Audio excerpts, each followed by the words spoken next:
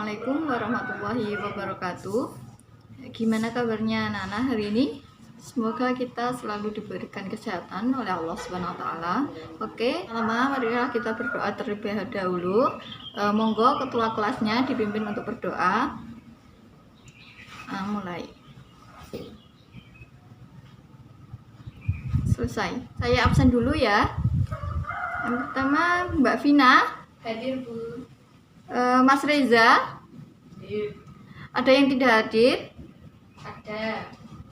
Kenapa tidak hadir? Sakit, Bu. Oh, sakit apa ya kira-kira? Sakit perut katanya. Oke, Mas ada suratnya? Ada, Bu. Oke, kita doakan semoga Mas Adi segera diberikan kesembuhan oleh Allah Subhanahu wa taala sehingga dapat mengikuti pembelajaran seperti biasanya. Amin amin ya rabbal alamin. Oke. Ada yang tahu hari ini kita belajar tentang apa? Semua sudah tahu ya ini apa?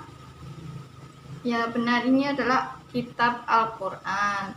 Nah nanti kita juga akan membahas tentang kitab-kitab Allah, yaitu dengan tema Al-Quran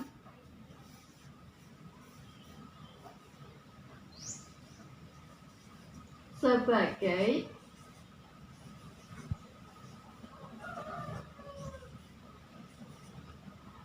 pedoman hidup.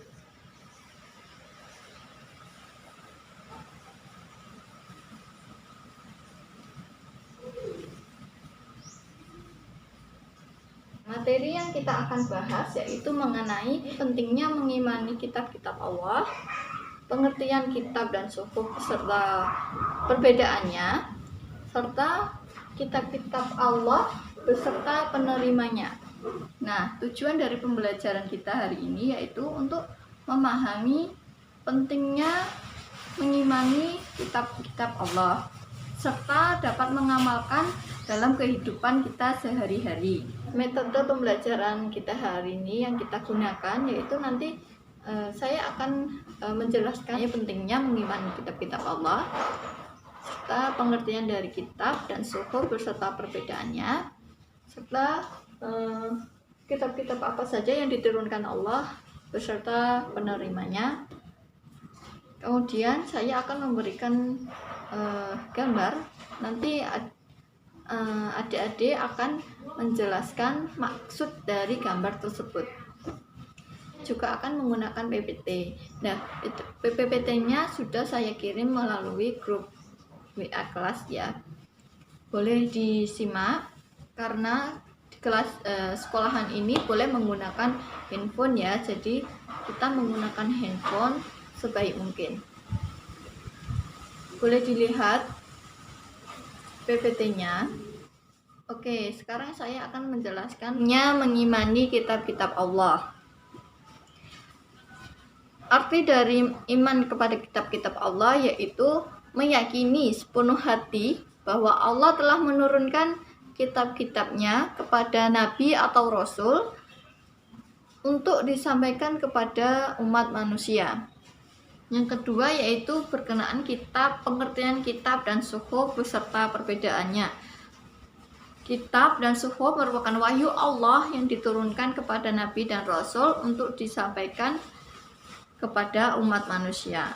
Nah, perbedaan dari kitab dan suhuf yaitu yang pertama, kitab sudah berupa buku, diturunkan kepada nabi dan rasul itu sudah berupa buku.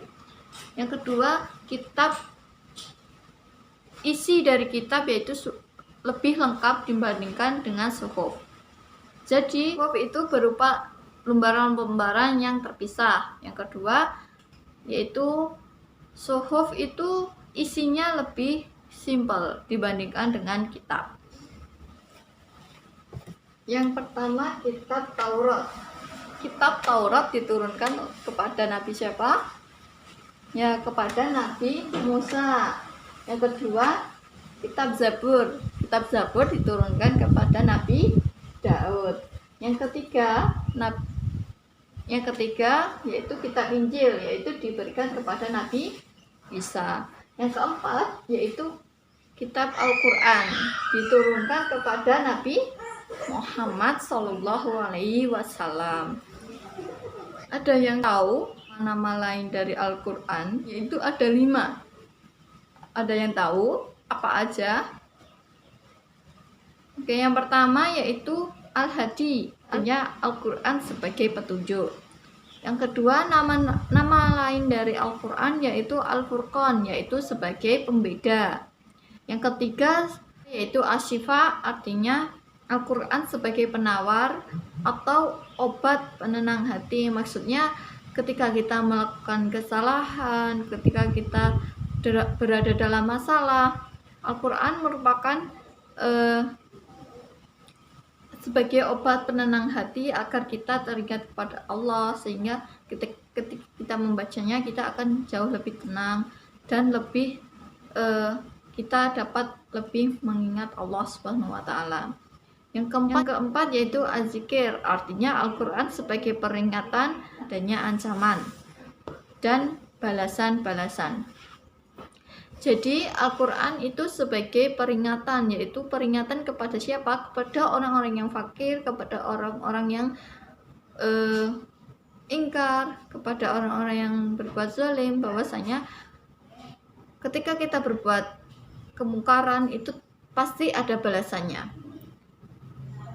Yang kelima yaitu Alkitab, artinya Al-Quran sebagai firman Allah yang dibukukan. Selanjutnya yaitu isi pokok dari Al-Quran ada 6, yaitu yang pertama berkaitan dengan ketuhanan atau ketauhidan. Yang kedua berkaitan dengan ibadah. Yang ketiga yaitu berkaitan dengan hubungan manusia dengan Sang Pencipta, manusia dengan alam. Yang keempat yaitu berkaitan dengan hubungan manusia dengan manusia. Yang kelima yaitu berkaitan dengan kisos, yaitu kisah-kisah Nabi, Rasul, orang-orang soleh, dan orang-orang yang berkhianat atau orang-orang yang beringkar atau orang-orang yang ingkar.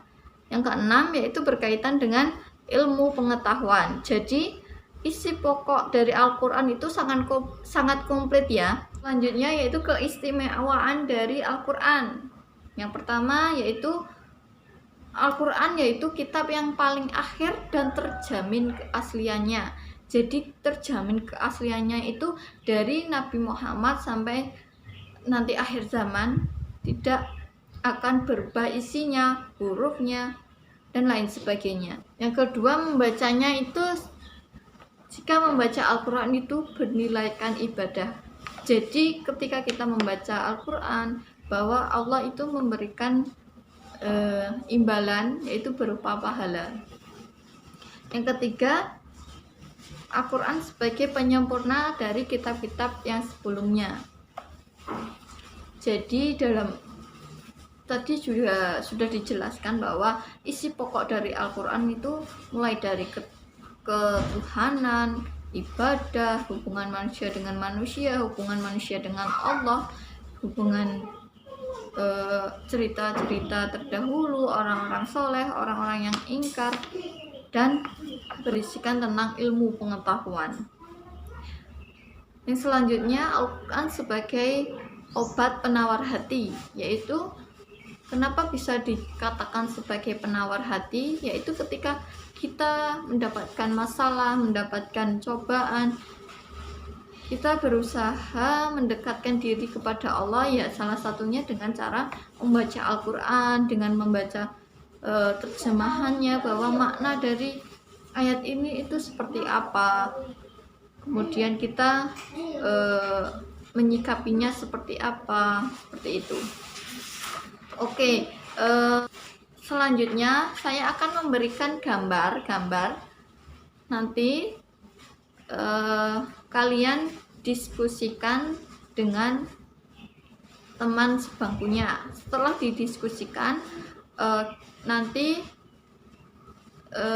adik-adik menyampaikan ke depan bersama teman sebangkunya, yaitu apa yang didiskusikan, yaitu gambar tersebut berkaitan dengan apa. Misalkan gambar Al-Quran. Gambar Al-Quran itu berkaitan dengan apa? Misalnya berkenaan dengan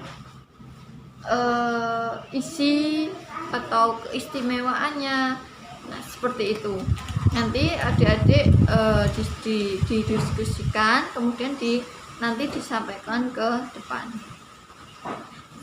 Saya berikan waktu 10 menit untuk mengerjakan tugas dari Ibu.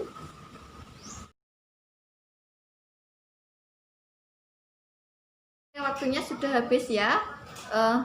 Monggo kelompok yang pertama dapat mempresentasikan hasil diskusinya. Oke, untuk kelompok pertama yaitu mendapatkan gambar tentang orang yang sedang membaca Al-Quran. Jika dikaitkan dengan Al-Quran, maka bisa istimewaan dari Al-Quran, yaitu ketika membaca Al-Quran akan bernilaikan ibadah. Gitu ya. Selanjutnya kelompok 2 yaitu mendapatkan gambar tentang kitab-kitab Allah, yaitu ada Zabur, ada Taurat, Injil, dan Al-Quran, yaitu berkaitan dengan kitab-kitab Allah yang diturunkan kepada Rasul dan Nabi Allah. Sudah jelas ya? Ada yang ditanyakan?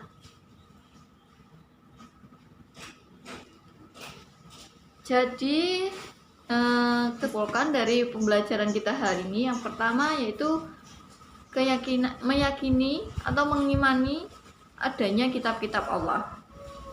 Yang kedua, ada 4 kitab yang diturunkan oleh Allah kepada Nabi dan Rasulnya, yaitu kitab Injil diberikan kepada Nabi Isa. Yang kedua, Taurat kita diturunkan kepada Nabi Musa. Kemudian kitab Zabur diturunkan kepada Nabi Daud. Yang keempat, kitab Al-Quran diturunkan kepada Nabi Muhammad SAW. Lalu kita juga mempelajari nama-nama lain dari Al-Quran. Tadi ada apa saja tadi ya? Ada 5 ya. 5. Ada Al-Huda, yang kedua Al-Furqan, yang ketiga Asy-Syifa, yang keempat Az-Zikir, yang kelima Al-Kitab. Yang pertama Al-Huda artinya sebagai petunjuk. Yang kedua Al-Furqan sebagai pembeda. Yang kedua Asy-Syifa sebagai obat atau penawar hati. Yang kelima Az-Zikir artinya sebagai peringatan adanya ancaman. Yang kelima Al-Kitab artinya firman Allah yang dibukukan. Selanjutnya isi pokok dari Al-Quran. Tadi ada tentang ketauhidan, yaitu tentang ketuhanan, keesaan Allah. Yang kedua berkaitan dengan ibadah. Yang ketiga yaitu berkaitan dengan manusia dengan hubungannya kepada Tuhan, yaitu kepada Allah. Dan hubungan manusia dengan alam. Yang ketiga hubungan sosial, yaitu hubungan antara manusia dengan manusia. Yang kelima yaitu berkaitan dengan kisah-kisah Nabi, kisah-kisah Rasul, dan kisah-kisah orang soleh dan orang-orang yang ingkar. Yang keenam yaitu berkaitan dengan ilmu pengetahuan. Yang selanjutnya yaitu berkaitan dengan keistimewaan Al-Quran, bahwa Al-Quran sebagai petunjuk dan terjamin keasliannya. Jadi Al-Quran itu dari Nabi Muhammad sampai nanti akhir zaman, isi tulisannya, artinya, ayatnya, maknanya itu sama, tidak akan berubah. Yang kedua bahwa ketika membaca Al-Quran kita akan mendapatkan pahala. Jadi ketika kita membaca Al-Quran, Allah akan memberikan pahala kepada kita, pahala kebaikan. Keistimewaan dari Al-Quran yaitu Al-Quran yaitu sebagai penawar obat hati dari syirik, dari perbuatan-perbuatan yang tidak baik. Yang keempat yaitu Al-Quran berisikan kisah-kisah terdahulu, dan Al-Quran sebagai penyempurna dari kitab-kitab terdahulu. Oke, jadi yang kita pelajari hari ini semoga bermanfaat dan kita dapat mengimplementasikan atau mengamalkannya dalam kehidupan sehari-hari, yaitu setidaknya setiap habis sholat kita itu membaca Al-Quran. Nah, untuk tugasnya yaitu mengerjakan LKS halaman 50 sampai 55. Tugas yang lainnya yaitu mencari sejarah dari kitab-kitab Allah, yaitu kitab Zabur, kitab Injil, kitab Taurat, kitab Al-Quran. Minggu depan dikumpulkan dan dikerjakan secara individu.